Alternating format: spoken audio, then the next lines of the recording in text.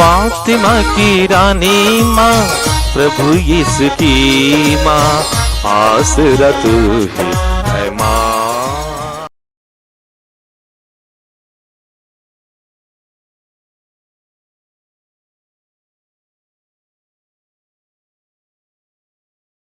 पहला पाठ विधि विवरण ग्रंथ, अध्याय 30, पद संख्याएं 15 से 20 तक। मूसा ने लोगों से कहा, आज मैं तुम लोगों के सामने जीवन और मृत्यु, भलाई और बुराई दोनों रख रहा हूँ। तुम्हारे प्रभु ईश्वर की जो आज्ञाएं मैं आज तुम्हें दे रहा हूँ, यदि तुम उनका पालन करोगे, यदि तुम अपने प्रभु ईश्वर को प्यार करोगे, उसके मार्ग पर चलोगे और उसकी आज्ञाओं, विधियों तथा नियमों का पालन करोगे, तो जीवित रहोगे, तुम्हारी संख्या बढ़ती जाएगी और जिस देश पर तुम अधिकार करने जा रहे हो, उसमें प्रभु ईश्वर तुम्हें आशीर्वाद प्रदान करेगा। परंतु यदि तुम्हारा मन भटक जाएगा, यदि तुम नहीं सुनोगे और अन्य देवताओं की आराधना तथा सेवा के प्रलोभन में पड़ जाओगे, तो मैं आज तुम लोगों से कह देता हूँ कि तुम अवश्य नष्ट हो जाओगे और यरदन नदी पार कर जिस देश पर तुम अधिकार करने जा रहे हो, तुम वहाँ बहुत समय तक नहीं रहने पाओगे। मैं आज तुम लोगों के विरुद्ध स्वर्ग और पृथ्वी को साक्षी बनाता हूँ। मैं तुम्हारे सामने जीवन और मृत्यु, भलाई और बुराई रख रहा हूँ। तुम लोग जीवन को चुन लो, जिससे तुम और तुम्हारे वंशज जीवित रह सके। अपने प्रभु ईश्वर को प्यार करो, उसकी बात मानो और उसकी सेवा करते रहो। इसी में तुम्हारा जीवन है और ऐसा करने से तुम बहुत समय तक उस देश में रह पाओगे, जिससे प्रभु ने शपथ खाकर तुम्हारे पूर्वजों इब्राहिम, इसहाक और याकूब को देने की प्रतिज्ञा की है। प्रभु की वाणी। ईश्वर को धन्यवाद। भजन अनुवाक्य। धन्य है वह मनुष्य जो ईश्वर पर भरोसा रखता है। धन्य है वह मनुष्य जो ईश्वर पर भरोसा रखता है। धन्य है वह मनुष्य जो दुष्टों की सलाह नहीं सुनता, जो पापियों के मार्ग पर नहीं चलता और अधर्मियों के साथ नहीं बैठता, जो प्रभु का नियम हृदय से चाहता और दिन रात उसका मनन करता है। अनुवाक्य। धन्य है वह मनुष्य जो ईश्वर पर भरोसा रखता है। धन्य है वह मनुष्य जो ईश्वर पर भरोसा रखता है। वह उस वृक्ष के सादृश्य है जो जल स्रोत के पास लगाया गया है, जो समय पर फल देता और जिसके पत्ते कभी मुरझाते नहीं। वह मनुष्य अपने सब कामों में सफल हो जाता है। अनुवाक्य। धन्य है वह मनुष्य जो ईश्वर पर भरोसा रखता है। धन्य है वह मनुष्य जो ईश्वर पर भरोसा रखता है। दुष्ट लोग ऐसे नहीं होते, वे तो पवन द्वारा चितराई हुई भूसी के सादृश्य हैं। प्रभु धर्मियों के मार्ग की रक्षा करता है, किंतु दुष्टों का मार्ग विनाश की ओर ले जाता है। अनुवाक्या: धन्य है वह मनुष्य जो ईश्वर पर भरोसा रखता है। धन्य है वह मनुष्य जो ईश्वर पर भरोसा रखता है। जय घोष। प्रभु कहते हैं, पश्चाताप करो, स्वर्गराज निकट आ गया है। प्रभु आप लोगों के साथ हो और आपकी आत्मा के साथ। संत लूकास के अनुसार पवित्र सुसमाचार। हे प्रभु तेरी महिमा हो। अध्याय 9 पद संख्याएं 22 से 25 तक। यीशु ने अपने शिष्यों से कहा, मानव पुत्र को बहुत दुख उठाना होगा। नेताओं, महायाजकों और शास्त्रियों द्वारा ठुकराया जाना, मार डाला जाना और तीसरे दिन जी उठना होगा। इसके बाद यीशु ने सबों से कहा, यदि कोई मेरा अनुसरण करना चाहे तो वह आत्मत्याग करे और प्रतिदिन अपना क्रूस उठाकर मेरे पीछे हो ले। क्योंकि जो अपना जीवन सुरक्षित रखना चाहता है वह उसे खो देगा, और जो मेरे कारण अपना जीवन खो देता है वह उसे सुरक्षित रखेगा।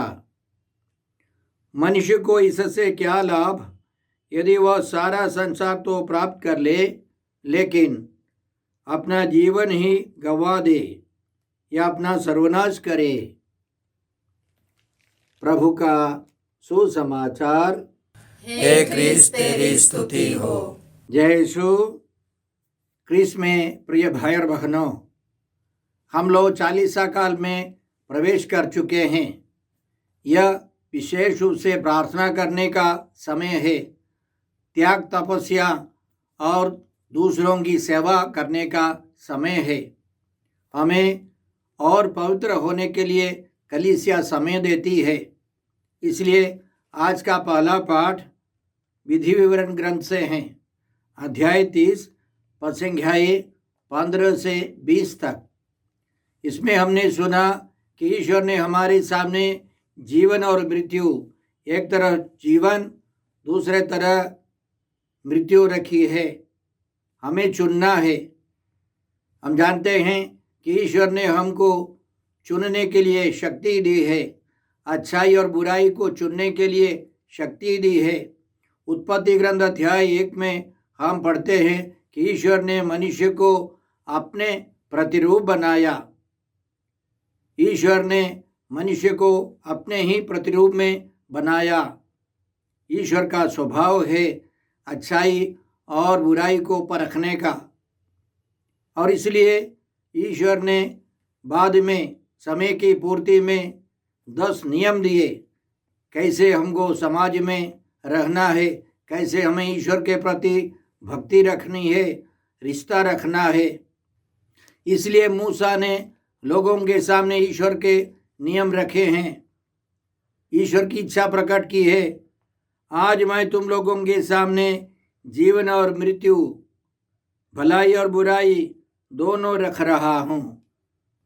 तुम्हारे प्रभु ईश्वर की जो आज्ञाएं मैं आज तुम्हें दे रहा हूँ, यदि तुम उनका पालन करोगे, यदि तुम अपने प्रभु ईश्वर को प्यार करोगे, उसके मार्ग पर चलोगे और उसकी आज्ञाओं, विधियों तथा नियमों का पालन करोगे तो जीवित रहोगे। तुम्हारी संख्या बढ़ती जाएगी और जिस देश पर तुम अधिकार करने जा रहे हो उसमें प्रभु ईश्वर तुम्हें आशीर्वाद प्रदान करेगा। तो ईश्वर के आशीर्वाद के साथ जीने के लिए हमें ईश्वर की आज्ञाओं का पालन करना है। सर्वांगीण विकास के लिए हमें ईश्वर की आज्ञाओं का पालन करना है।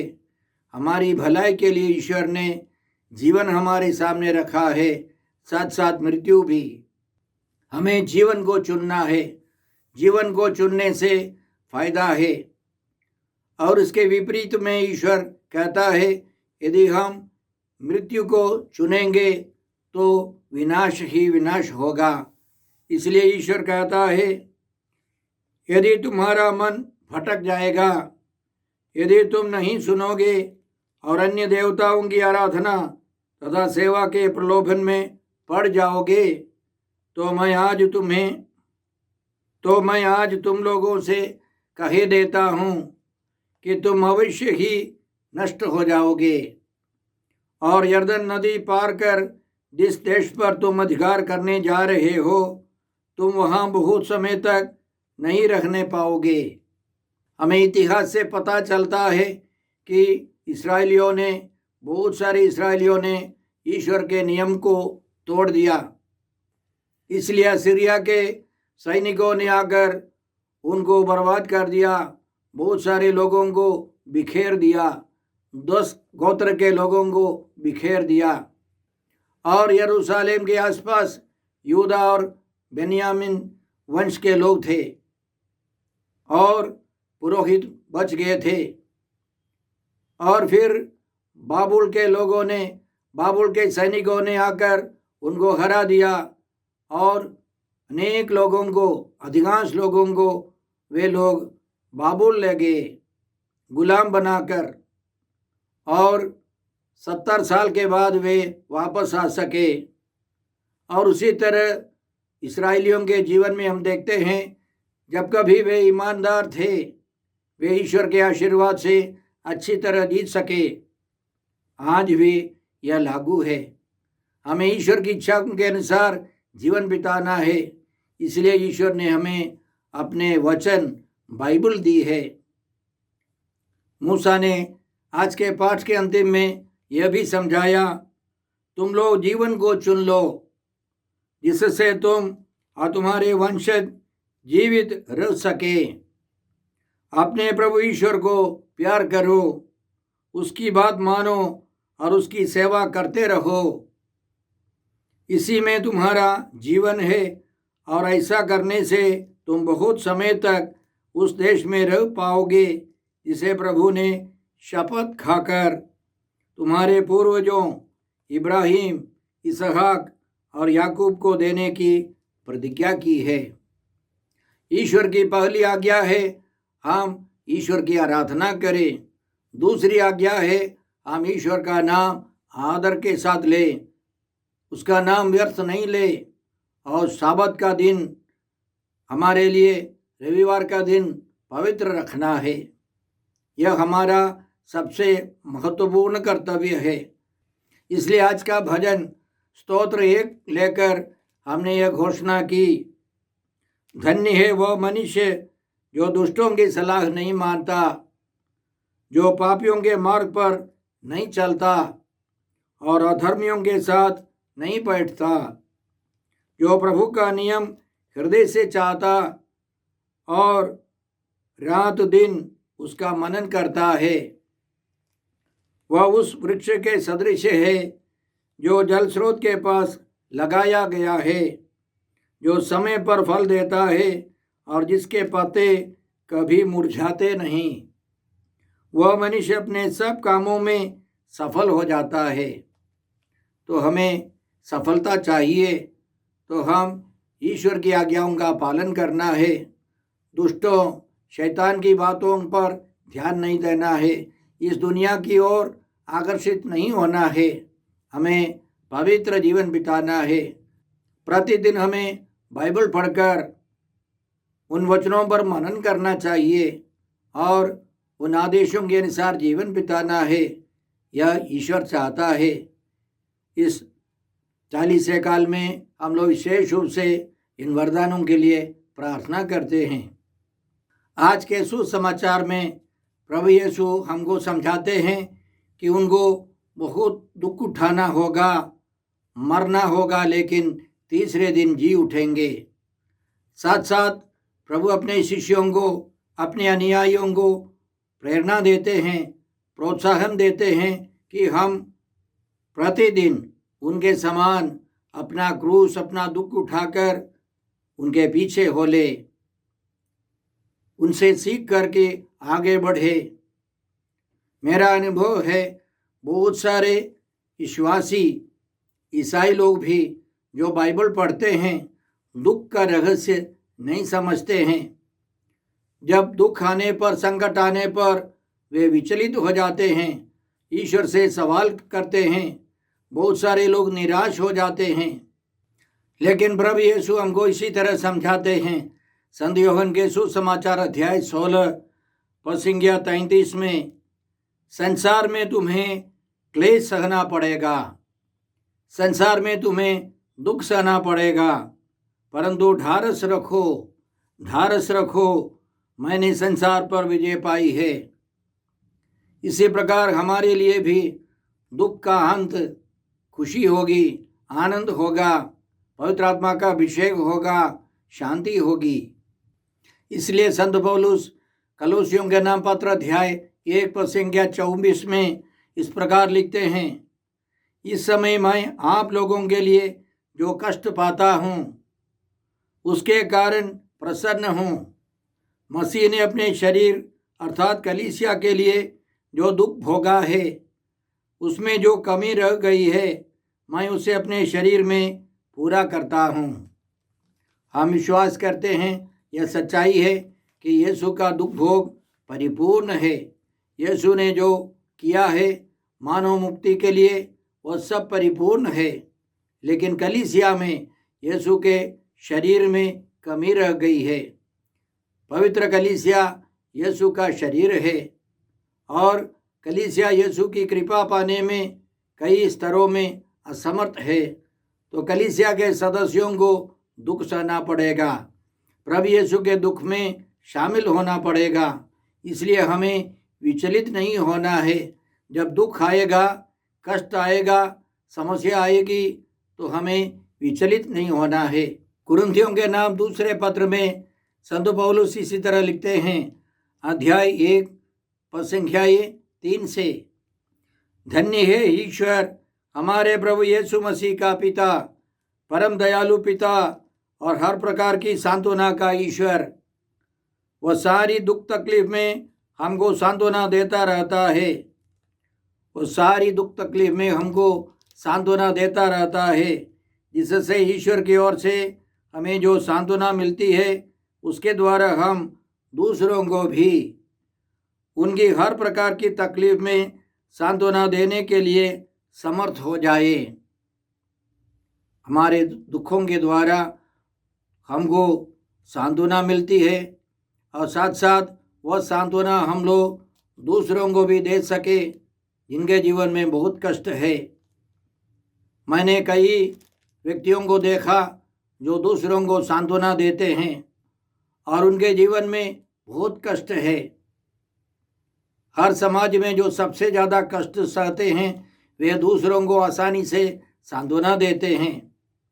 और सबसे महत्वपूर्ण बात यह है, पद संख्या 6 में, यदि हमें दुख भोगना पड़ता है तो आप लोगों की सांत्वना और मुक्ति के लिए, और यदि हमें सांत्वना मिलती है तो इसलिए कि हम आप लोगों को सांत्वना दे सके। तो हमारे दुखों के द्वारा दूसरों को सांत्वना और मुक्ति मिल सकती है। कहा जाता है संत पापा यूहन्ना पौलुस ने लिखा है, हमारे दुखों को बेकार नहीं करना है, बेकार नहीं समझना है। हमारे जीवन के दुखों को मानव मुक्ति के लिए चढ़ाना है, दूसरों की सांत्वना और मुक्ति के लिए चढ़ाना है। यह बहुत बड़ी बुलाहट है, हम यीशु के समान जीवन बिता सके। तो भाई और बहनों, आइए इस चालीसा काल में हम लोग प्रभु के लिए अधिक समय दे, प्रार्थना में और बाइबल पढ़ने में समय बिताए और गरीबों की, दीन दुखियों की सेवा के लिए चंदा दे, त्याग तपस्या करे। कलीसिया की परंपरागत त्याग तपस्या है। उसके अलावा हम दूसरों की सेवा करें। हमारे चर्च में एक बक्सा रखा है दीन दुखियों के लिए, गरीबों के लिए। हम मीठ मछली सब, मांस मछली सब छोड़कर त्याग तपस्या कर कुछ दूसरों के लिए दे सके। याद रखें, बहुत सारे देशों में बहुत सारे लोग दिन दुखी है, गरीब है। बुरुंडी जैसे देशों में भयंकर भूखमरी है। हम उनको भी याद करें, उनकी मदद करें, सहायता करें। प्रभु हमको आशीर्वाद देंगे। आइए हम प्रार्थना करते हैं। हे अब्बा पिता, हे प्रभु यीशु, हे पवित्र आत्मा ईश्वर, आज के सारे पवित्र वचनों के लिए हम तुझे धन्यवाद देते हैं और प्रार्थना करते हैं कि हम सब प्रभु यीशु के साथ आगे बढ़ सके। प्रतिदिन अपना क्रूस उठाकर यीशु के पीछे हो सके। हम यह प्रार्थना करते हैं प्रभु क्रिस्त के द्वारा। हमारे प्रभु यीशु क्रिस्त की कृपा, ईश्वर का प्रेम और पवित्र आत्मा का साहचर्य आप सबों को प्राप्त हो। आमीन।